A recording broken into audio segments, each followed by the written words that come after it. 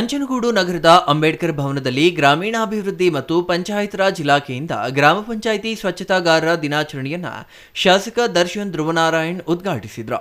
ನಮ್ಮ ಸಮಾಜದ ಸ್ವಚ್ಛತೆಗೆ ಅಮೂಲ್ಯ ಕೊಡುಗೆ ನೀಡುತ್ತಿರುವ ಸ್ವಚ್ಛತಾಗಾರರನ್ನ ಮತ್ತು ಹೆಚ್ಚಿನ ವಿದ್ಯಾಭ್ಯಾಸ ಮಾಡುತ್ತಿರುವ ವಿದ್ಯಾರ್ಥಿಗಳಿಗೆ ಸನ್ಮಾನಿಸಿ ಗೌರವಿಸಲಾಯಿತು.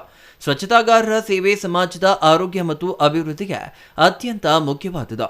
ಅವರ ಪರಿಶ್ರಮವನ್ನು ಗುರುತಿಸಿ ಪ್ರೋತ್ಸಾಹಿಸುವುದು ನಮ್ಮೆಲ್ಲರ ಕರ್ತವ್ಯವಾಗಿದೆ ಎಂದು ಶಾಸಕ ದರ್ಶನ್ ಧ್ರುವನಾರಾಯಣ್ ಹೇಳಿದರು.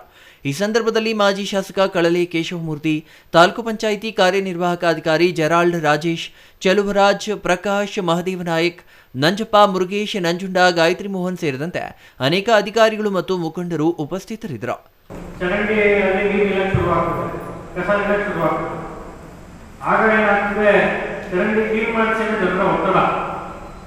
ಆದರೆ ಕಾಮಗಾರಿ ಅವಾಗಲಿಕ್ಕೆ ಆಗಿರ್ತದೆ. ಜನಗಳು ಕೂಡ ಅಲ್ಲಿ ಬೇರೆ ಕಸ ಏನೋ ಕಸ ಎಲ್ಲ ಆಗಿ ಲೋಕಪ್ ಆಗ್ತದೆ. ಅದರಿಂದ ಸಾಕಷ್ಟು ಸಮಸ್ಯೆ.